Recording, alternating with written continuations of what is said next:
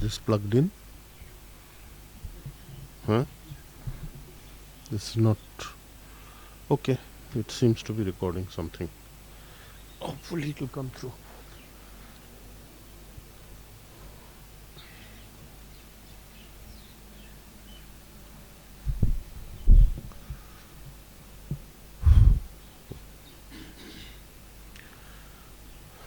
Om Namo Bhagavate Vasudevaya.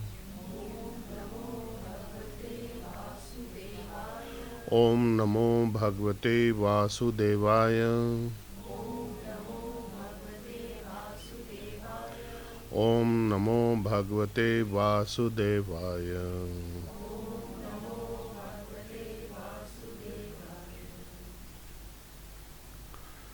So last time we had completed text 19 of chapter 7 of the Bhagavad Gita.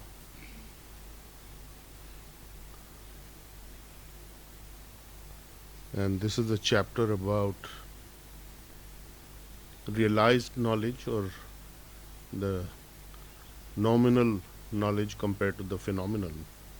The nominal means, the phenomenal knowledge means that which you analyze using your senses, your material senses, the analytical mind.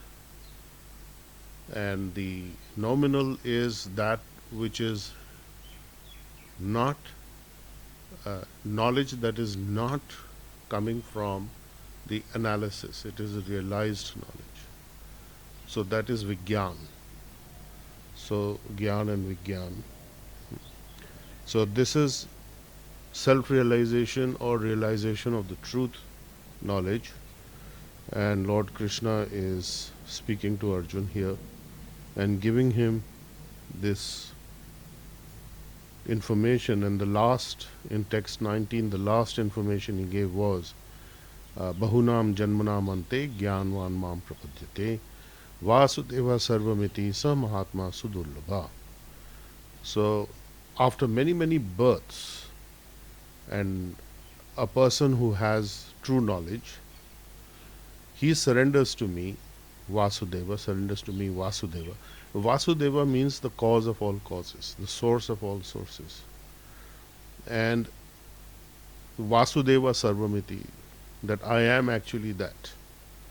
And such a great soul, Sa Mahatma Sudurlabha, very rare to find such a great soul.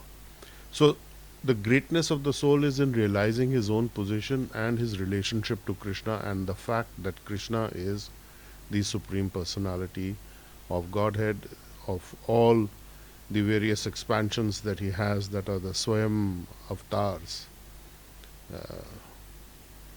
He is the source of all of those things. He is the source of the material universe, he is the source of the spiritual universe, he is the source of everything that exists. So it is not easy for somebody to understand this. And the understanding is not coming from Gyan, it is coming from Vigyan, from actual realization. So even if somebody doesn't have that actual realization in terms of the internal understanding, but he has some faith or some knowledge about it, and he is attracted towards this understanding, you can say that he is a great soul, because he or she is a great soul, because he is the soul is actually responding in that way, although it is covered up with the illusory potency, the separated lesser nature, transcendental lesser nature of Krishna, which are the 5 elements and the 3: mind, intelligence and false ego, and he's struggling with it, and yet he's coming to this realization. So that is a great soul. So then we proceed to text 20. Kameis te hrita jnana prapadyante anya devata tam niyamam asthaya prakritya niyata svaya. So kamaiste hrita jnana. So kam means desires, material desires, lust. So those whose minds are distorted. Hrita jnana. Hrita means deviated, uh, Gyan, knowledge, lesser knowledge, in other words, contaminated knowledge. Contaminated by what? By material desires and lust. Prapadyante anya devata, they surrender to other demigods. Tam tam niyamam asthaya prakritya niyata swaya. And they follow the particular rules and regulations of worship according to their own nature. So the individual nature will draw you to a particular demigod.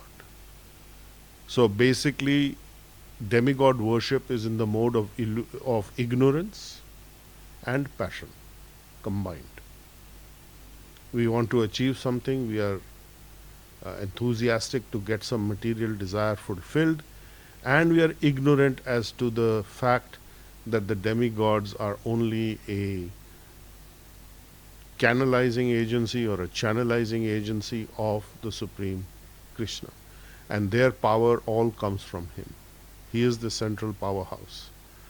So the person with the distorted intelligence, with the lesser intelligence, the illusory intelligence, is surrendering to the demigods according to their desires, which are born out of lust and also fear. So these two things go together.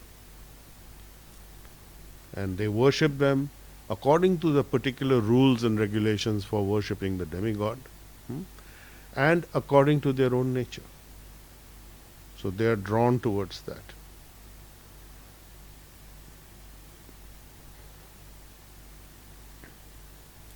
Text 21. Yo yo yam yam tanum bhakta shraddhya architam ichhati. Tasya tasya achalam shraddham tam eva vidadhami aham. Vidadhami aham, I give. So, as each person desires, according to your different desires, according to that person's different desire, and one starts to worship the demigods, I make their faith steady. So Krishna says, you want to worship demigods? I will give you the confidence or the strength to make your faith steady in that demigod. So that tasya tasya, in that particular way, differentiated way, whichever way you want to worship which demigod, achalam shraddham tam eva vidadhami aham, I make that person's faith steady. Why is that? Because we have independence of will. It is up to us to decide what we want. And if you want, Krishna says, fine. You want to worship Lord Shiva, you worship him. You want to worship Surya Dev, you worship him. You want to worship Devi, you worship her. I make your faith strong. And if you come to me, then that's a different story. So that is the story he's revealing. So ultimately, if you follow his instructions, sarva dharman parityaje maam ekam sharanam braja. So give up all varieties of religiosity and surrender to me. Aham tvam sarva papebhyo mokshishyami ma sucha. I will liberate you from the fear of sinful reaction. And do not fear, ma sucha, do not fear. So that is the bottom line for the people who have an enlightened intelligence. So text 22. Sa taya shraddhaya yuktas tasya aradhanam ihate labhate cha tata kaman maya eva vihitan hitan. Sa taya shraddhaya yukta. Yukta means linked with this shraddhaya faith. Tasya aradhanam, that worship. Ihate labhate cha tata, kamam maya eva vihitan hitan. That is the main point. That he seeks the benefits or blessings or favors from a particular demigod to obtain his desire, which he does. But maya eva vihitan hitan, I am the one who authorizes it. It is under my authority that they give. It is under my approval, because the demigods have a certain mandate. They are allowed to give certain benefits, but these are limited. I regulate them, is what Krishna is saying. So they cannot do this without the permission of the divine. So the divine saying, I have given everybody certain amount of authority. I have given them a certain amount of leeway. They can act in this way. They can approach demigods, and I am the one who makes their faith strong and secure and fixed, and let them approach the demigods. So this is very, very significant, as we will come to know why it is significant, because the next text tells us what is happening when we do that, when somebody does that. So text 23. Antavat tu phalam tesam tat bhavati alpamedhasam devan deva yagya yanti mat bhakta yanti mam api. So antavat tu phalam tesam, all these benefits must end. They are temporary and limited, and whatever they get, the results, the fruits, they become destroyed. Alpamedhasam, for those who have very small intelligence, lesser intelligent. So the worshippers, Devan Deva Yaja Yanti Mat Bhakta Yanti Mam Api. So those who worship the demigods, they go to the planets of the demigods. They don't come to me. Those who worship me, come to me. So there is no room for doubt here. Those, you cannot say, I will worship such and such a demigod and through them I will now attain Krishna. Impossible. Not happening. Krishna says clearly, that's not there. Not on the table. That's not the offer. You will go to the demigods' planets, and when your karma with that demigod is over, you will come back in some other form. That is limited benefit only. It's like going somewhere for a vacation and then you are back. Very temporary, very limited. Those who worship the Devtas go to the Devlok. Those who worship me, they come to me. Those who serve me. So, Mat Bhakta, my devotees, attain Mam, attain to me. Api, absolutely, surely. Right. They reach me and my supreme planet, which is Golok Vrindavan. It is the center of the spiritual sky. Like a lotus, all the petals are outside, and it's the central point of the lotus is Golok Vrindavan. Then we have text 24 of chapter 7. Avyaktam vyaktam आपन्नम मान्यते माम अबुद्धाय परम भावम अजानन्ता माम अव्ययम अनुत्तमम. अव्यक्तम व्यक्तिम आपन्नम मन्यते माम अबुद्धाय. So unintelligent people,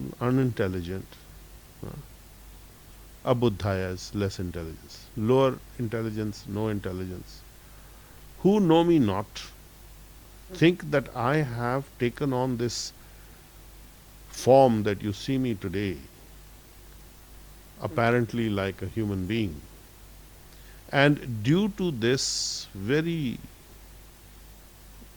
minute amount of intelligent knowledge In other words, foolishness or illusion or whatever other connotations that has, due to this very Hritagyan, deviated knowledge. They do not know my higher nature, which is changeless and supreme. So they are thinking that I have achieved this, I have achieved from my unmanifested form, avyaktam vyaktem, I have now become this body. I am not that. So, in fact, the impersonalistic form or the undifferentiated form of Krishna is the outer effulgence of his glow, and that is in Ishopanishad and also in other scriptures it is said that people are approaching him, the devotee approaches him and says, please remove this golden glow, and that is actually the glow which emanates from Yogamaya, the illusory potency. So that Yogamaya is disturbing everybody, they cannot see because of the radiance of his glow, they cannot actually penetrate and go into the understanding or seeing the form of Krishna. So people are thinking avyakta and vyaktim, but they are thinking I have taken this form and come here, but that is not so. They are less intelligent and they do not know this, that I am imperishable, and they do not know my higher nature which is supreme and does not change. They think I am changing, but actually my nature, my higher nature is changeless.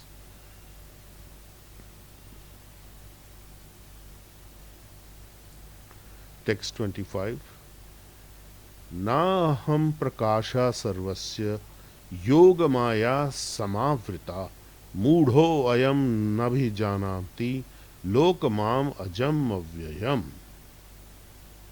Now in this sequence, every shlok that he is mentioning, he is talking about mudha, unintelligent. He is really specifying what lack of intelligence or deviated intelligence actually is.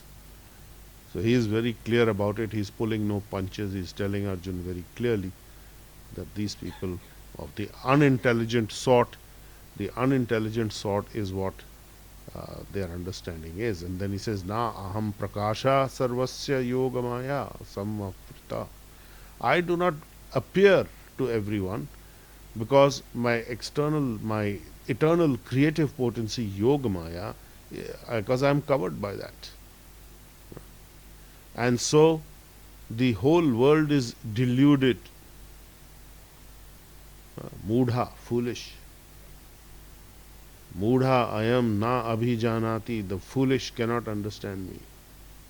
The whole world, the loka, the people of that nature, mam ajam avyayam, they do not know that I am ajam, unborn. I am not taking birth. I am not subject to birth and death. I am not born like what is in your experience of birth and death. I am not born, and I am avyayam. I am infinite. I am inexhaustible. I never end. I am infinite. So this infinity aspect is also Krishna. So that is the first slok of Ishopanishad, Om idam purnam adasya, that if you take away infinity from infinity, it is still infinity. So that who you are, that infinite, endless, and even if we take away many endless infinites away from you, which we can think are the expansions of his own personal expansions, you are still infinite. So that is inconceivable to the brain, to the human brain, but that's a we can get some understanding of his nature, that he is inexhaustible, endless, and infinite, and he is not known to everyone. So everyone does not know who he really is. And those who are engaged in demigod worship will attain the demigods. Those who will serve Krishna as his devotees, then they will approach him and they will come to Golok Vrindavan. So he says, I don't show myself to such unintelligent people because they are not fit. So become fit. You can become fit by chanting Hare Krishna, by following the regulative principles of your healing practice, and regulate yourself, and gradually it will all manifest. Text 26.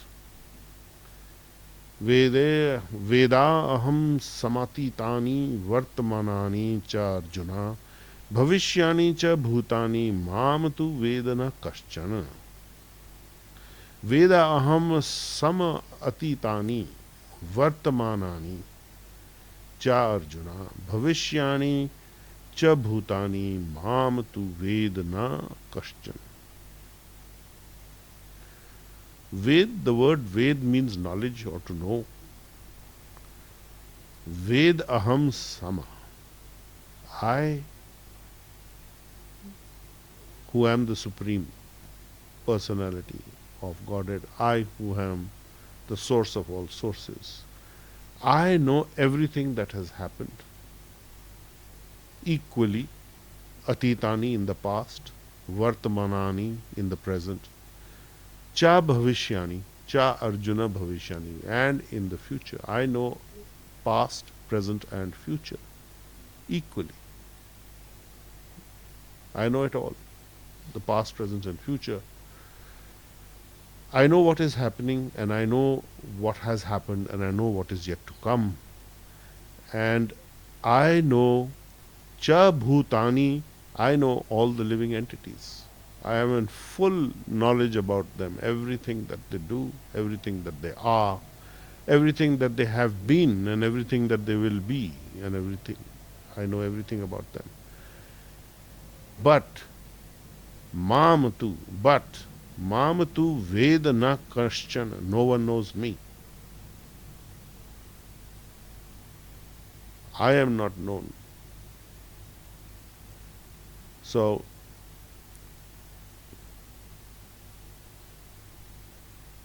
he is perfectly knowledgeable about everything.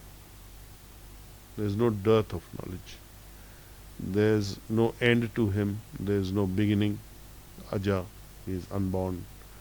He is infinite and constant. He knows everything.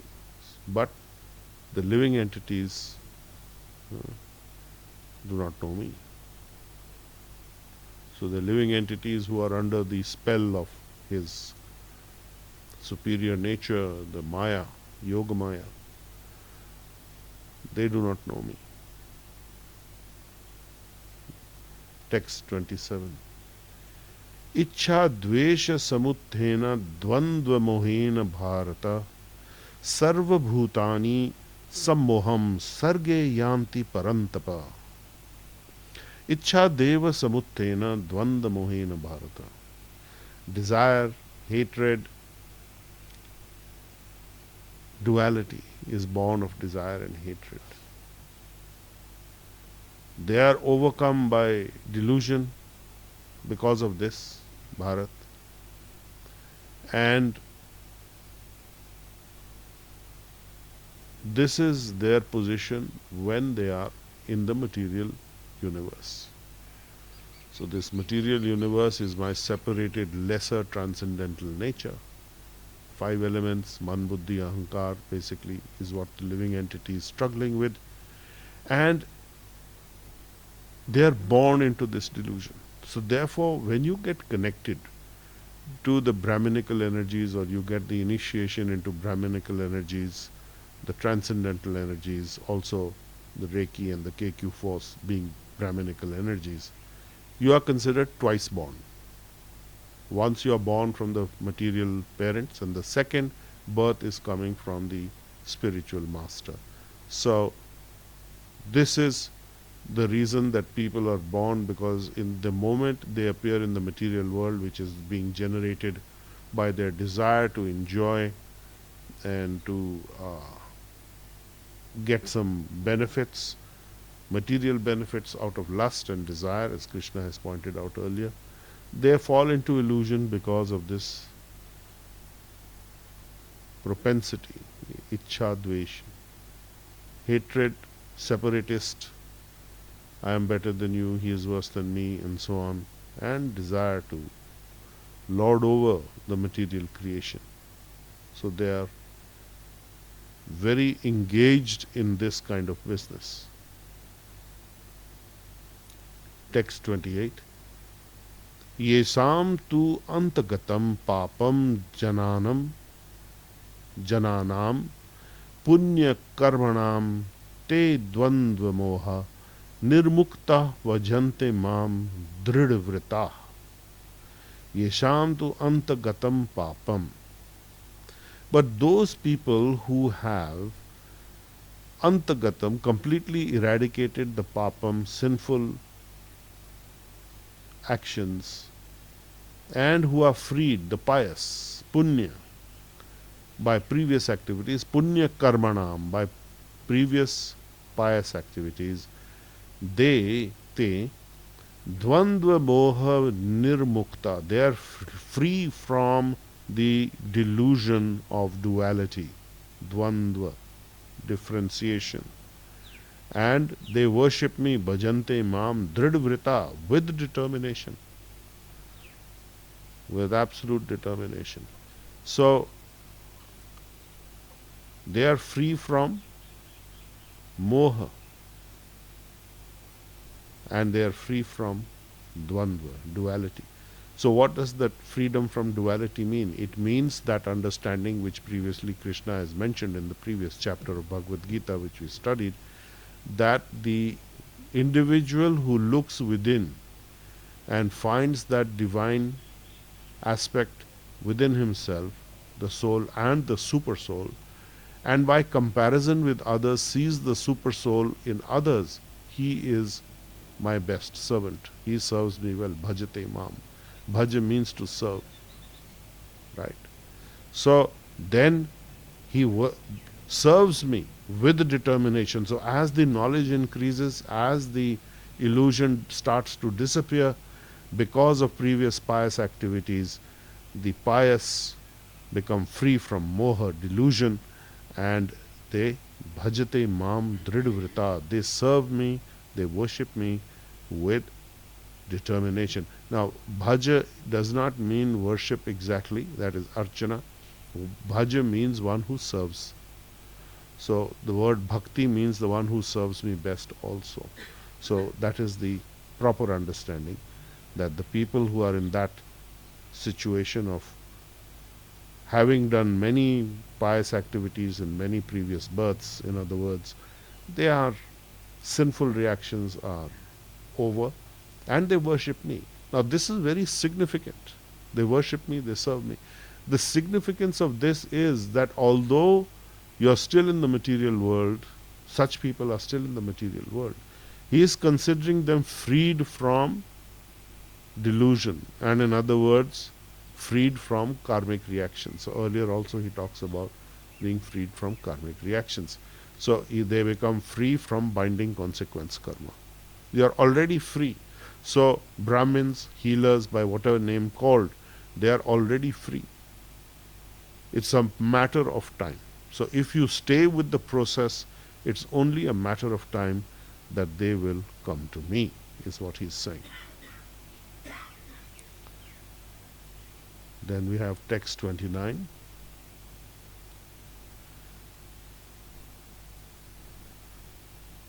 Jara marana mokshaya mam ashrite yatanti ye te brahma tad vidhu kritsnam adhyatmam karma cha akhilam. Jara marana moksha, liberation from birth and death, end of your karmic cycle. Mam ashrita, taking shelter of me, yatanti, they yatanti ye, all those who make this effort, do this work, te, such persons, Brahma, tat vidhu, they actually know, they are actually Brahma, they are actually spirit. That means their spirit self has manifested, and they know Brahma tat vidhu kritsnam adhyatmam karma cha akhilam, that they know everything about transcendental and fruitive activities, the activities that give you karmic consequences. So they know about the transcendental activities that are akarma, that do not lead to fruitive activities in the material world, and they also know about karma. So he considers them to be pure spirit soul. So he considers them to be liberated already liberated within this body, right? They are actually Brahma, he says. Ye te Brahma tat vidu, because they know Kritsnam, everything about the Adhyatman, the transcendental, and the karma, the transcendental karma as well as the binding consequence karma. So they are in knowledge of that, they know it all, this aspect. So they are spirit soul who is enlightened. So that is Krishna's verdict on this. Very, very encouraging and very, very powerful statement. He's explaining it very, very clearly to Arjun and for us. Then we have text 30. Sa adhibhut adhidaivam mam sa adhiyagyam cha ye vidu prayan kale api cha mam vidu yukt chetasa. Sa adhibhuta adhidevam. Seeing underlying adhidevam means underlying the demigod, sa adhibhuta, the governing principle of the world, and that underlines the demigods, mamsa adhiyagyam, and those who know that I am the underlying sustaining. Adhiyagyam means underneath or supporting the foundation of the yagyas, of all the sacrifices, and that I am the foundation, the essential principle of the material world, the material manifestation, and that I am underlying principle behind the demigods. Those who know this, who know me as that, can vidhu, can know prayan at the point of death, prayan kale, at the point of leaving his body, the api cha mam vidhu yukta chetasa. They can, even at the time of leaving the body, keep this knowledge with them. They know this with a steadfast mind, and even at the time of death they can know me. So this is again very, very powerful conclusion that Lord Krishna is giving us in this chapter, in this sequence of discussion, of instruction, that those who are taking shelter from me in service, in devotional service to me, they are very intelligent. They are endeavoring to get liberation from old age, birth, death, such repeated cycles. They take refuge in me. And they are actually Brahma, the spirit, soul, because they know everything there is to know about the transcendental and the fruitive activities. So they know everything about the transcendental activities because they have heard this from me. They have the faith, they have the understanding. The illusion is diminishing, and even while they're in this body, I consider them to be spirit soul, which is effulgent or glowing now because the illusion has been removed to some degree, and they are very intelligent.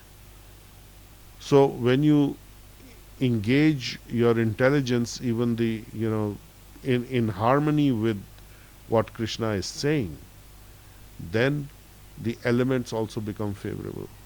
The man, buddhi, ahankar elements become favorable. So ahankar becomes very transparent, and the mind becomes fixed on Krishna. And in Shikshashtakam, Chaitanya Mahaprabhu, the first text says, Cheto Darpan Marjanam, cleanse the mirror of your mind.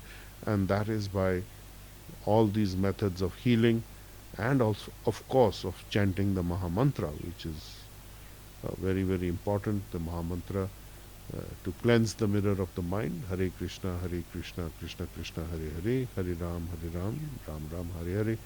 Very, very powerful chantings of the names of God in a particular sequence that has the maximum effect in Kali Yuga to liberate people from illusion and to engage them in the service of divine, in the devotional, loving service of the divine. So,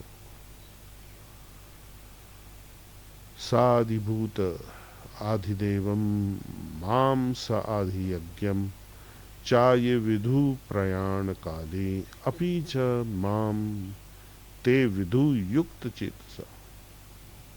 So at the point of that, such persons who know me as the underlying governing principle of the material manifestation, the demigods, and the one who is sustaining, authorizing, and giving the benefits of all sacrifices and worships, such a person with a steady mind at the time of death, even then, he can maintain that consciousness. He can know me even then.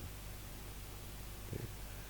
So that is now text 30 of chapter 7, and that is the conclusion of chapter 7 of the Bhagavad Gita, about the knowledge of the Absolute, about knowledge of the Divine.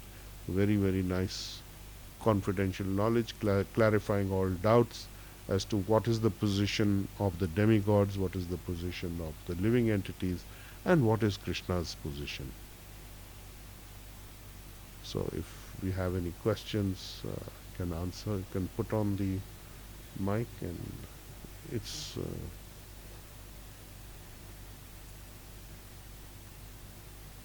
So can we revisit the text 29? Yes, of course. Text 29.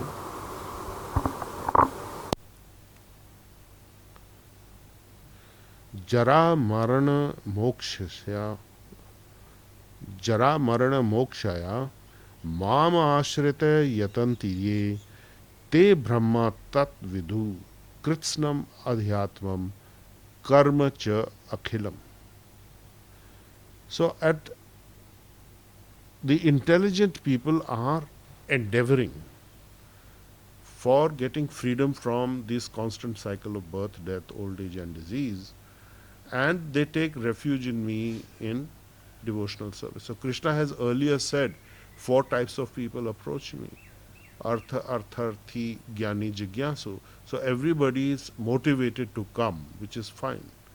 And they are, when they enter this process of serving me or doing what is needed to dedicate their efforts towards me, towards serving me, they are actually Brahma, because they know everything transcendental and material. They know the essential aspects.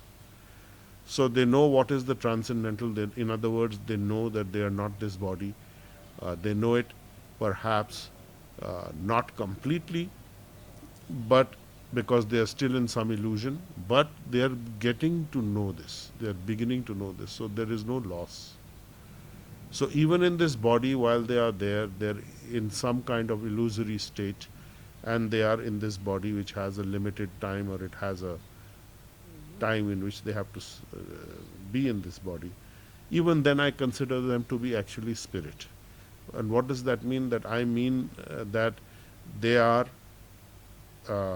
now in the qualitative mode of the spiritual entity rather than the material entity which is captured by my lesser nature. So they are freeing themselves from this aspect.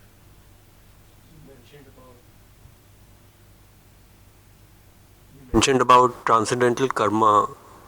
Yes. So as a healer, when you cover everything with the healing energy, you are making it a karma. In other words, transcendental karma. So you already know it, even though you don't know it maybe, but now you know it.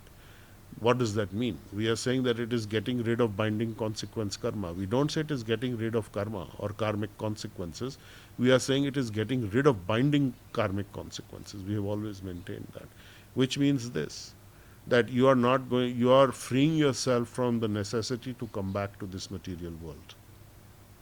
So you are Brahma. So definitely, we have said on many occasions, and perhaps people have not quite understood why we said that they are actually Brahmins. This is why. This is why you are in that zone. Okay. Any other questions anyone has?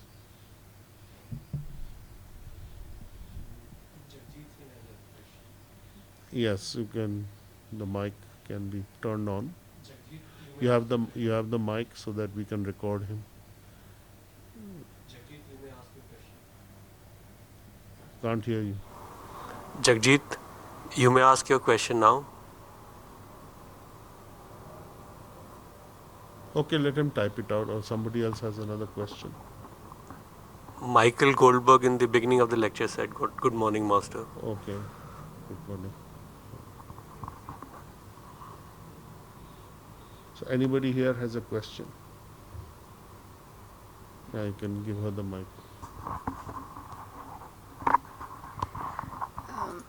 Hold it up. Yeah. Hanji. Bharvi, go ahead. As you said, the super soul and soul in our heart. So that is the sitting place of divine. The super soul is sitting in the heart. Yeah. So when we connect to our higher chakras, so that actually the divine resides there, or and it comes down to the heart level to function in help us in the material world. Yes, the divine is at the higher crown chakras. Yeah. And the manifestation of the divine is in your heart chakra. And you are also the soul. Also, the correct place for the soul is also in the heart chakra. Okay. So it's a heart to heart connection. So whereas the crown of the divine is at the crown chakra. Yeah, in a way that we have a material world and spiritual world. In that way, we can distinguish in our body as such, like as you say, like lower chakras are those patal and all, and the planet. That is all there. Yeah. But you can in one sense consider that there is a manifestation of the universe in your body. Yeah. But then, so do we have Krishna? Yeah, Krishna is there also. He says, I'm there with the living entity in any case. In a way, that super soul. Super soul is always there with the living entity. Yeah, but the actual Krishna? Well, this is an expansion of Krishna. Yeah, but Krishna never leaves Golok Vrindavan, and yet he is here also. So we can't understand it. Yeah, so what we say at the highest crown chakra, the divine. Yeah, so that is a Vishnu aspect, yes. Okay. Who is deriving from Krishna. Yes. Yes. But when you are finished with this body, yeah, and the illusion of the material universe, and this business of being an illusion, then you are going back to Krishna, he says. Then he will associate with him personally. Yeah. In his original form. Yes. So here it's not possible. Why? It is possible here also, so because he expands. He expands himself through Vishnu. So we connect to Vishnu, that is... Yeah, Vishnu is the expansion in the heart chakra, who is non-different from Krishna. Yes. Then. So here, like in material world, this is what we have to... Yeah, but then Krishna can manifest anytime, anywhere. In your heart also he can come, and he does. Yeah. Yeah, so you can't understand this with the material mind. Okay, no, I wanted this answer only. Yes, of course he manifests. Thank you so much. Okay. So, Priya Raghuraman has a question. Okay. Pranam, sir. Sir, please can you explain the meaning of the last shloka again? The one about the moment of death, with the understanding of demigods and Krishna, how is the daily puja that is done in the household fits into this?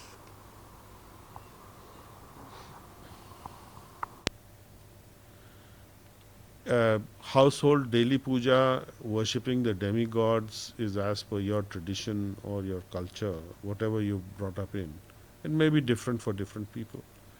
But Krishna is saying that people who have lesser intelligence worship the demigods. At the same time, those who wish to worship the demigods for material benefits, I make their faith strong.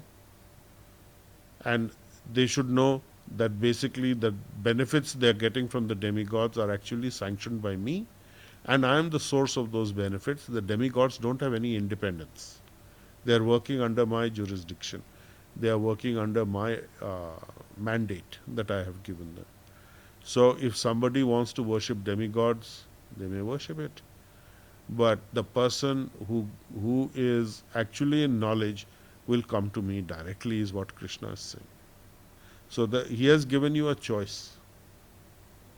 What is it that you want to do? At some point, you have to get off the demigod boat. Let me be very clear. You can't travel in two boats for very long. So if you are worshipping Krishna, it's fine. If you are worshipping demigods, it's also fine. You can do that. So Krishna says, I make your faith strong, but that is a lesser intelligent option. So he is saying ultimately those who are in true knowledge of the spiritual, they are knowing that I am the source of everything. I am Adi Devam, I am underlying all the demigods, I am underlying Adi Yagya, Adi Bhutam, I am underlying everything. So, in other words, it is intelligent to approach him directly. And we do not say disrespect the demigods, because they are Krishna's agents. He has appointed them, or he has made that position for them. But he is saying, if you want anything, come to me, is better. Why? Because if you approach the demigods, only your lust will increase eventually. Kama. That is why people go to the demigods. Kama ichha, he has said. I stand corrected. The last question about the household puja with the demigods was the question by Jagjit Singh. Okay. Priya is asking about the last shlok, especially the one with the moment of death. Yeah, what is her question? Priya, would you like to ask a question?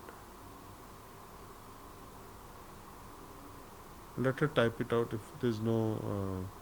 anyway, we can reiterate that basically, if you are serving Krishna and you become free of this duality, dvandva, demigods and Krishna business, that I am considering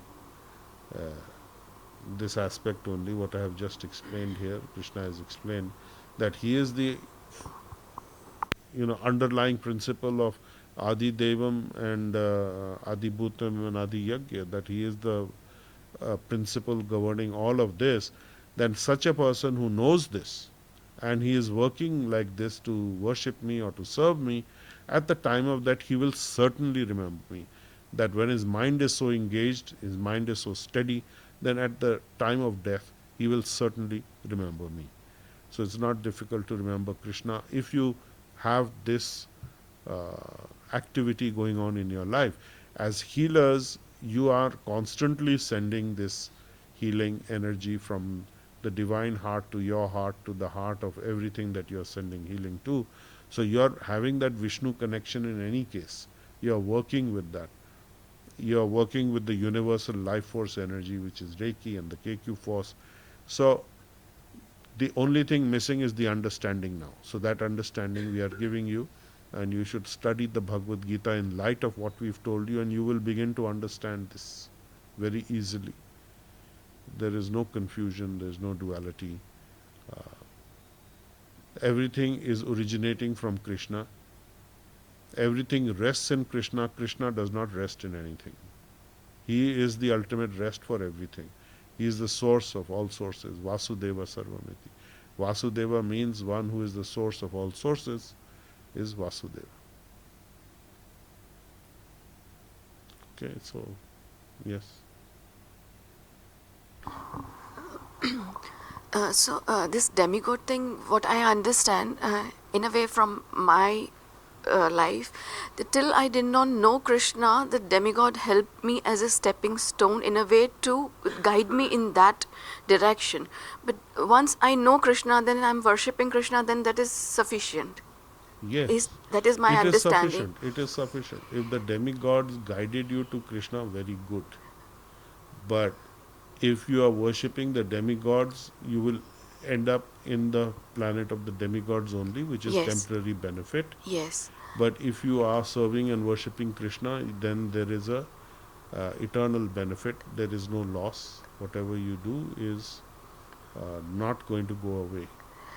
So it's like the way we are Reiki channels, they are also channels. So in case we need to like pay our respect in a way that we can say, this is my question, that bless us.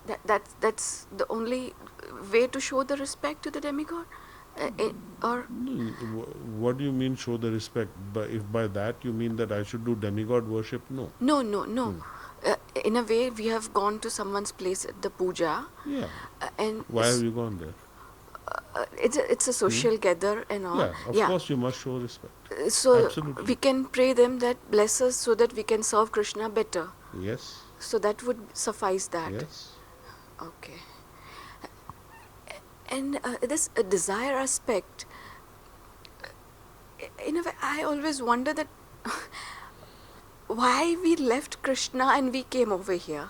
That is a different discussion.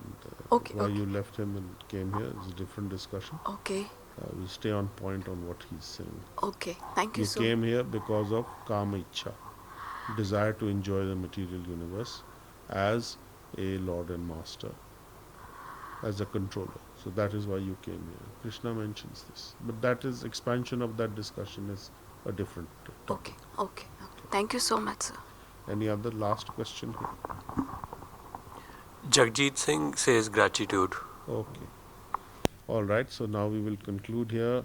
We have completed text 30 of chapter 7, and that is the conclusion of chapter 7, that at the time of death, a person can remember me and attain to me also, in other words, if he is doing this service and he is a firm and steady demeanor in his activities, and he can have no difficulty remembering me if he understands I am the source of the entire material manifestation. I am the source of all yajnas, and the source of all demigods, and the source of all living entities. Everything emanates from me. Then it is everywhere he is seeing Krishna. He is seeing that it is his expansions. Internally he is seeing that the super soul in the heart is an expansion of Krishna only, and by comparison others also have that. So then that person is very dear to me. I am never lost to him, and he is never lost to me.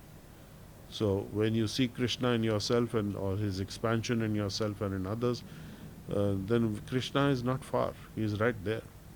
So you are never lost to him, and he is never lost to you. Om Namo Bhagavate Vasudevaya. Om Namo Bhagavate Vasudevaya. Om Namo Bhagavate Vasudevaya.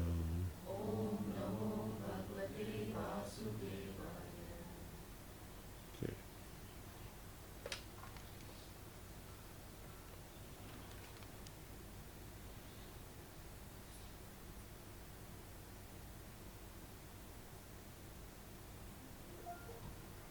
हाँ जी, good morning, breakfast दे देना.